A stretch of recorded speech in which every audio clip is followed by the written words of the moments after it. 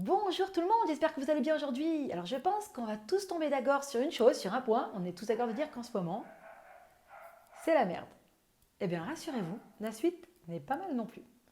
Juste pour revenir à mes vidéos précédentes, effectivement, comme j'avais dit en avril dernier, le vaccin est bien sorti en fin d'année 2020, malgré la rapidité improbable et le fait qu'on m'ait dit que c'était absolument impossible.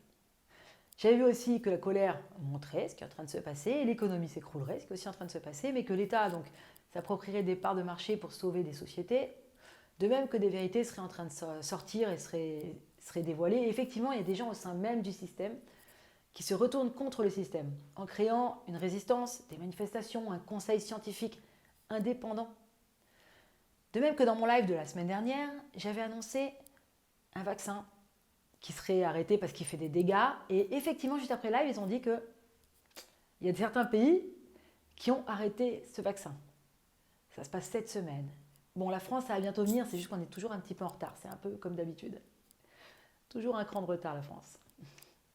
Alors, confinement, vaccin, business, économie, politique, quelles seront les nouvelles et surtout quel impact cela aura sur votre vie dans les mois à venir?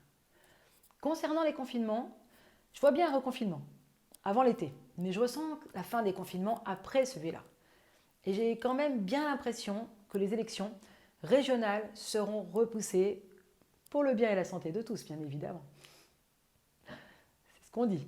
Cet été, on pourra voyager, mais avec conditions sanitaires. Ça veut dire, le but, ce sera de relancer l'économie un petit peu, effectivement, mais quand je parle de voyager, on a l'impression que ça y est, c'est la liberté absolue.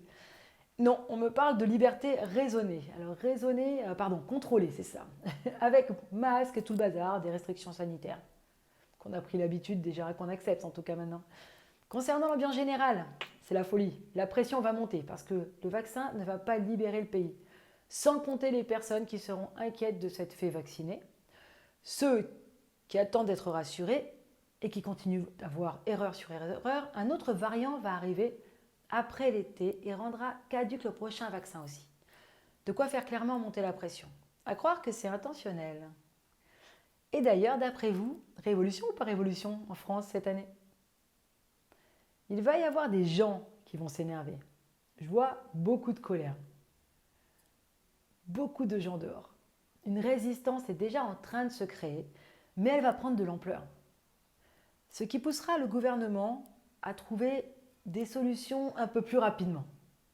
Donc oui, des gens qui vont sortir dans les rues énervés, mais auxquels on va tourner le dos. Vous savez, ça me fait penser un petit peu à cette scène dans Mission Cléopâtre. Je suis très film, moi. Quand ils arrivent en disant pas content, pas content, pas content. En fait, peu importe qui a raison ou pas, mais franchement, ça n'a pas énormément d'impact. En fait, je ne vois pas vraiment une révolution. Par contre, par la suite, non seulement il y a des manifestations et une résistance qui est en ce moment, mais c'est surtout des vérités qui vont être dévoilées, avec des preuves à l'appui, qui entraîneront une procédure, des dossiers de justice pour justifier tout ce qui aura été fait. Et une femme qui aura un réel impact sur la procédure à venir. Elle voudra absolument éclaircir un mensonge concernant cette pandémie, concernant des messages entre le gouvernement et un homme de science, un laboratoire pharmaceutique, et les énormes intérêts financiers qu'il y aura eu derrière cette collaboration. Concernant les vaccins, comme nous l'avons dit précédemment, il y a bien un vaccin qui va se faire donc arrêter, bon, c'est déjà arrivé dans certains pays, et un autre qui va commencer donc.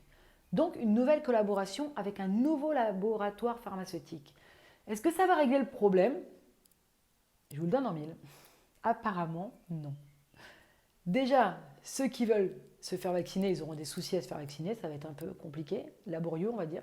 Et ensuite, un prochain variant dont on a parlé il y a 2 minutes rendra les vaccins obsolètes. Alors, vous pensez bien que quand ils arrêtent le vaccin en France, ils cherchent des excuses, ce n'est jamais de leur faute, ce n'est jamais leurs erreurs. Je ne sais pas si vous avez remarqué, mais bon, je suis désolée, je vais un petit peu parler de moi, même de vous d'ailleurs, parce que je ne vois pas comment ils font. Je ne sais pas pour vous, mais personnellement, quand moi je fais une erreur, une fois, je mets 6 mois à m'en remettre. C'est-à-dire que je vais réfléchir, je vois où ça a bugué. Mais eux, non, ils sont extraordinaires. Ils font une erreur sur erreur, encore une erreur. Ils arrivent sur les plateaux de télé avec le bec enfariné, en prenant tout le monde de haut, comme si on était tous abrutis, même les plus érudits d'ailleurs. parce qu'on voit bien que les gens qui résistent ne sont pas des abrutis en général. Il y a des érudits, il y a des professeurs, des scientifiques, des avocats, en disant que c'est eux, donc nous, qui ne comprenons rien. C'est quand même flippant d'être gouverné par des gens qui ont un ego aussi démesuré.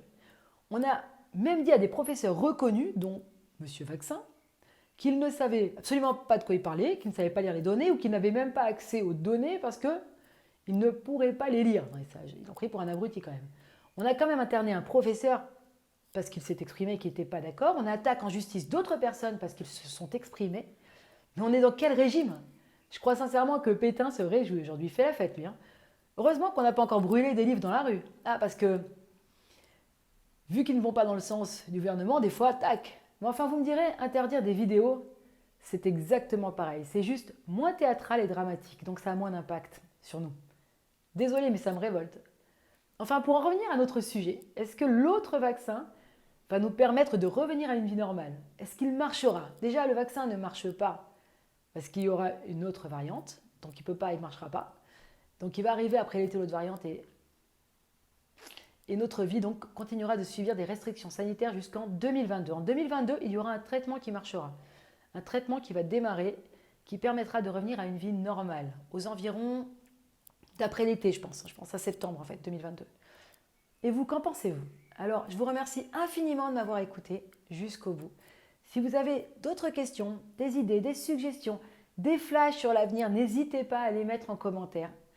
Nous vous répondrons avec plaisir. Et si vous avez aimé cette vidéo, c'est toujours plaisir, ça fait toujours plaisir. Appuyez sur le petit pouce bleu et partagez avec les gens que ça pourrait aider, que ça pourrait intéresser, parce que parfois, juste un petit partage peut être d'une grande aide. Si le domaine du spirituel, de l'invisible, du bien-être ou juste pour améliorer votre vie quotidienne vous intéresse, abonnez-vous à la chaîne et cliquez sur la petite cloche afin de recevoir une notification à chaque nouvelle vidéo publiée. Je vous souhaite une excellente journée pleine de lumière et de spirituel. Prenez soin de vous et à très bientôt!